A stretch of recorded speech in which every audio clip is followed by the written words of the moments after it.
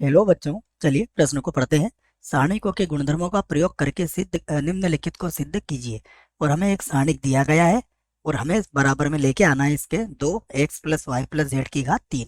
इस सारणिक को हल करके हमें ये लेके आना है। प्रश्न को हल करेंगे, परंतु उसके पहले हम मुख्य अवधारणा लिखेंगे। तो प्रश्न के लिए अवधारणा मुख्य अवधारणा में हम प्रश्न को किस प्रकार हल किया जाएगा बच्चों, इस पर चर्चा करने वाले हैं।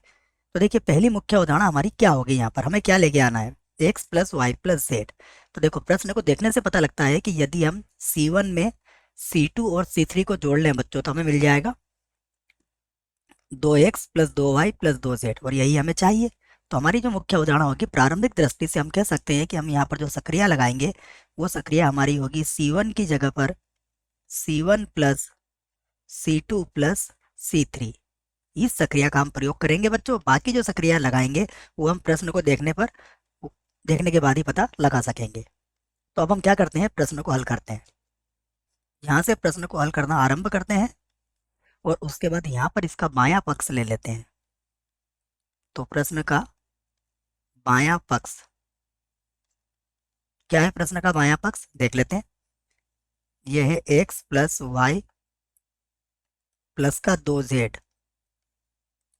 उसके बाद है z, उसके बाद फिर से z, फिर यहाँ पर है x, उसके बाद y + z + 2x, और फिर से आ जाएगा x, उसके बाद है y, उसके बाद फिर से y, और यहाँ पर है z + x और प्लस का 2y। ये आ गया हमारे पास।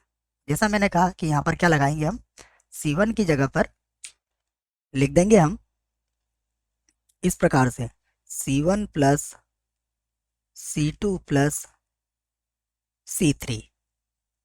तो देखिए हमें क्या मिलेगा, जब जोड़ेंगे तो यहाँ होगा 2x प्लस का 2y और प्लस का 2z।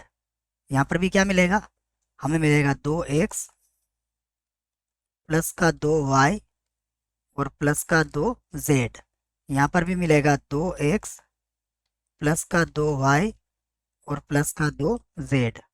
उसके बाद है x, उसके बाद है y + z + 2x, और उसके बाद है x, फिर से आएगा y, यहाँ पर भी होगा y और z + x और प्लस का होगा 2y।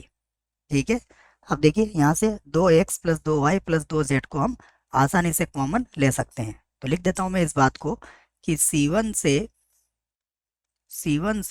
2x प्लस का 2y प्लस का 2z बाहर लेने पर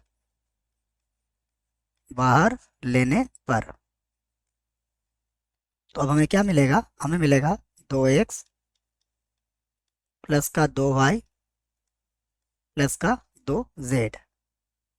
उसके बाद मिलेगा 1, फिर से 1 और फिर से 1, फिर होगा x,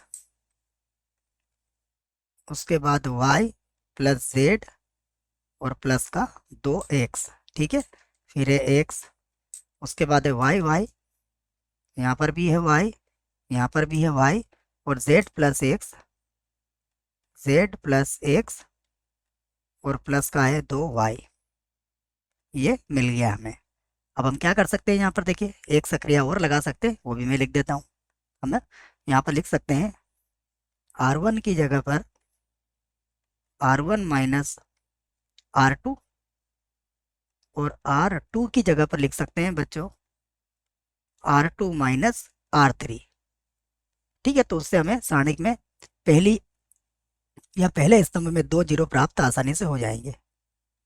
तो 2x + y + z, और जितने ज़्यादा जीरो सारणिक में होते हैं उतना ही आसान होता है उसे हल करना। ठीक है, तो देखो ये जीरो हो गया। जब इसको घटाएंगे तो सभी के चिन्ह बदल जाएंगे, तो ये हो जाएगा माइनस का, अगर मैं माइनस कॉमन भी ले लूँ तो ये हो जाएगा x + y + z। यहाँ पर हो जाएगा जीरो, यहाँ पर भी जीरो, यहाँ घटाएंगे तो मिलेगा X plus Y plus Z, और यहाँ पर घटाएंगे तो सबके चिन्ह बदल जाएंगे, तो माइनस में चाहो तो कॉमन ले लेता हूँ, X plus Y plus Z, फिर एक एक्स और जेड प्लस एक्स प्लस का 2 वाई। ठीक है, ये मिलेगा हमें। अब बच्चों इसका मैं R1 से प्रसरण कर सकता हूँ आसानी से। ठीक है, मैं लिख देता हूँ R1, C1 से भी कर सकते हो आप, और R1 से भी कर सकता हूँ, मैं R1 से ही कर देता हूँ। तो R1 से प्रसरण प्रसरण करने पर देखिए तो क्या मिलेगा हमें, ये हो जाएगा दो कोष्टक x plus Y plus Z. ठीक है, और फिर हो जाएगा हमारे पास, बराबर नहीं है बच्चों ये, इसे हटा लेते हैं। देखिए जब R1 से प्रसरण करेंगे तो हमें क्या क्या प्राप्त होगा। सबसे पहले तो यहाँ लिखता हूँ मैं, ये तो जीरो हो जाएगा, इसका चिन्ह बदलेगा, तो ये हो जाएगा X plus Y plus Z. ठीक है, और इसकी सीधी में पंक्ति और स्तंभ को हटा लेंगे बच्चों, तो ये तो जीरो हो जाएगा और ये प्लस का हो जाएगा, तो जीरो तो लिखने की जरूरत है ही नहीं। ये हो जाएगा X plus Y plus Z. ठीक है, और प्लस फिर से जीरो, कोई मतलब नहीं उसको लिखने से। तो अब कुल मिला के कितना आ गया, ये आ गया 2 X plus Y plus Z, और उसकी घातांक कितनी हो जाएगी, अब ये 3 हो जाएगी क्योंकि 3 बार आ चुका है। ये हमारा क्या है, ये हमारा दायां पक्ष है। तो दायां तो लिख लिया हमने, अब दायां पक्ष भी लिख लेते हैं। ठीक है ना, दायां पक्ष, तो दायां पक्ष हमारा आ चुका है, हम यहाँ लिख सकते हैं सिद्ध हुआ, सिद्ध हुआ। ठीक है बच्चों, मुझे आशा है आपको इस प्रश्न का उत्तर समझ में आया होगा। धन्यवाद।